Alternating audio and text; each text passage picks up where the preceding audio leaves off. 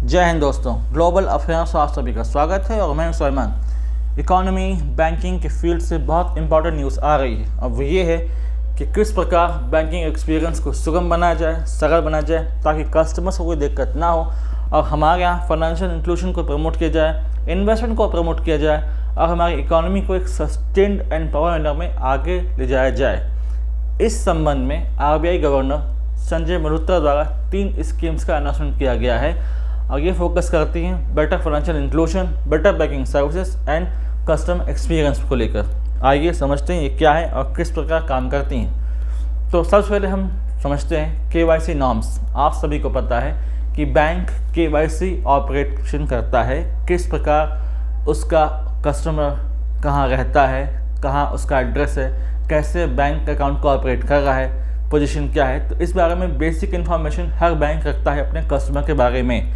और कुछ साल बाद री केवाईसी किया जाता है, यानी कि 1 साल, 5 साल, 10 साल बाद यदि बैंक का कस्टमर कहीं मूव ऑन करता है, कहीं जाता है, तो ये जानने के लिए कि बैंक का कस्टमर कहाँ है इस समय, क्या उसी जगह पर है या कहीं और मूव कर गया है, तो इस बारे में री केवाईसी किया जाता है ताकि बैंक अकाउंट के बारे में इंफॉर्मेशन को एक्सेस किया जा सके और उसे प्रॉपरली ट्रैक किया जा सके। इसलिए री केवाईसी किया जाता है।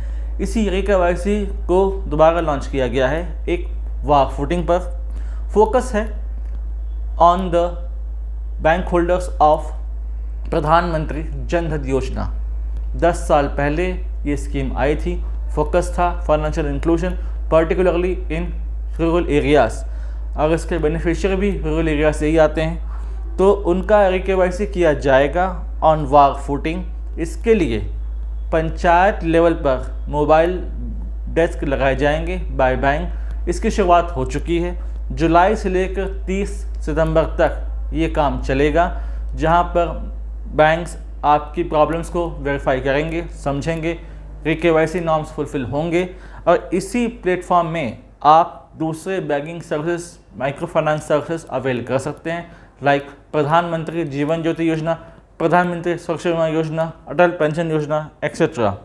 यानी कि बेटर केवाईसी नॉर्म्स, ताकि बैंक और कस्टमर के बीच एक अच्छा रिलेशनशिप रहे और बैंकिंग सर्विसेज में उन्हें एक बेहतरीन एक्सपीरियंस महसूस हो।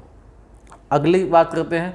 तो अगला है कि यदि कोई बैंक होल्डर है और उसकी अनटाइमली डेथ हो जाती है, तो उस डिसीज्ड बैंक होल्डर के, बैंक अकाउंट होल्डर का जो नॉमिनी है, उसको प्रॉपर एक्सेस मिले उसके बैंक अकाउंट का। यदि कोई नॉमिनी है उस बैंक अकाउंट होल्डर का, तो उस बैंक अकाउंट में जमा कैश, कोई बैंकिंग सर्विसेज हो, लॉकर सर्विसेज हो, तो उससे प्रॉपरली वो एक्सेस कर सके, आसानी से उससे ले सके।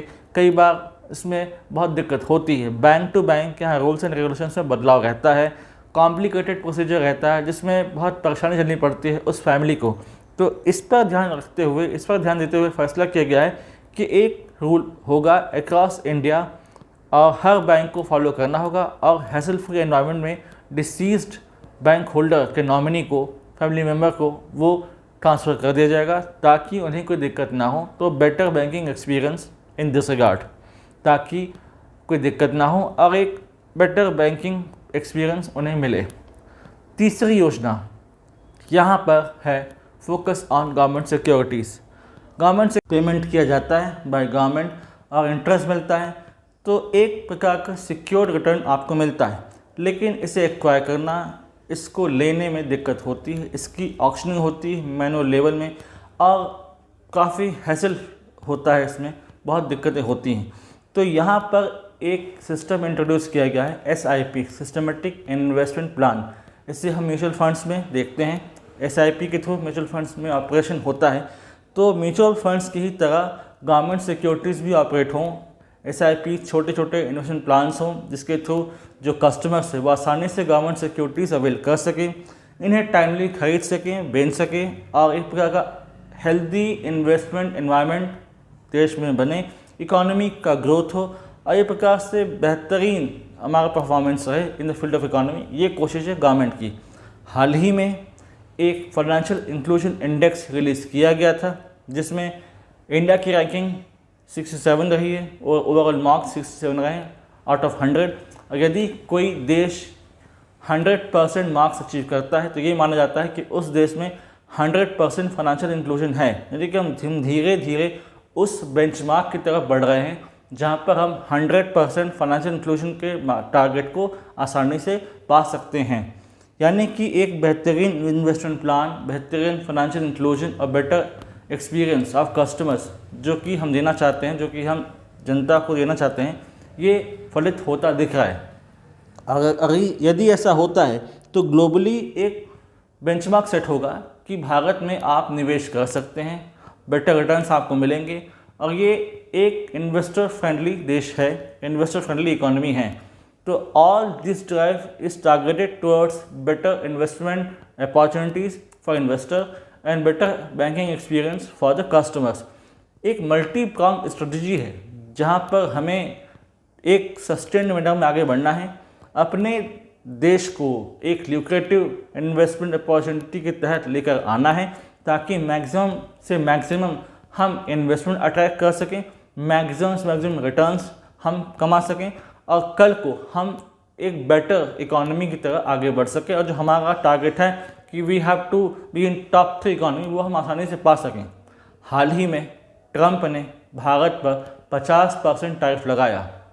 इसको देखते हुए RBI ने कोई रेट में कट नहीं किया है, उसे वैसे रखा है क्योंकि इनका कोई भरोसा नहीं ये कब बदल जाएं और कब पलट जाएं। इसलिए हम कॉशियसली मूव कर रहे हैं ताकि हमारी इकोनॉमी प्रॉपर मैनर में आगे बढ़ती रहे। इसी दिशा के तहत ये फैसले लिए गए हैं, ये 3 स्कीम्स लॉन्च की गई हैं एंड इन कमिंग ईयर्स ज़रूर इसका हमें फ़ायदा देखने को मिलेगा, जहाँ पर आप पाओगे कि इन स्कीम्स ने बहुत सारे फ़ायदे कस्टमर्स को पहुँचाए हैं, इन्वेस्टर्स को पहुँचाए हैं और इन्वेस्टमेंट अपॉर्चुनिटीज़ ज़्यादा से ज़्यादा यहाँ पर आई हैं। तो ये एक लैंडमार्क डिसीजन है by government, by RBI for the benefit of customers, for the benefit of investors. और इसके मल्टी प्रॉन्ग रिजल्ट होंगे, मल्टीपल रिजल्ट आपको देखने को मिलेंगे और एक सेट करेगा ये ट्रेंड कि किस प्रकार से आपको इंडिया में इन्वेस्ट करना है और कैसे इंडिया खुद को पोस्चर कर रहा है as a better economic destination. यदि आपको अपना पैसा लगाना है यहाँ पर इन्वेस्ट करना है तो ये एक बेहतरीन जगह है, बेहतरीन अपॉर्चुनिटी आपको प्रोवाइड कराता है। तो ये एक छोटा सा इन्फॉर्मेशन था, पीस ऑफ इन्फॉर्मेशन, ताकि आप लोग अपडेटेड रहें कि किस प्रकार RBI ये अपने आप को अपग्रेड कर रहा है, किस प्रकार इन्वेस्टमेंट को प्रमोट कर रहा है और किस प्रकार बैंकिंग सर्विसेज को और ज़्यादा सरल बनाने की कोशिश में लगा हुआ है। Do like, share, subscribe the channel and widely spread this video for the knowledge of people. यदि आप हमसे जुड़ना चाहते हैं तो आप इंस्टाग्राम, टेलीग्राम के थ्रू हमसे जुड़ सकते हैं और इस वीडियो को फैलाइए, स्प्रेड कीजिए, एजुकेट कीजिए लोगों को ताकि लोग समझ पाएँ किस प्रकार से बैंकिंग एक्सपीरियंस आने वाले समय में हैज़ल फ्री होने वाला है। हमारे वीडियो को लाइक कीजिए, हमारे चैनल को सब्सक्राइब कीजिए, बेल आइकन प्रेस कीजिए, प्रमोट कीजिए इस वीडियो को और हमारा उत्साह बढ़ाइए, प्रमोट कीजिए। Thanks for watching. जय हिंद, जय माँ भारती।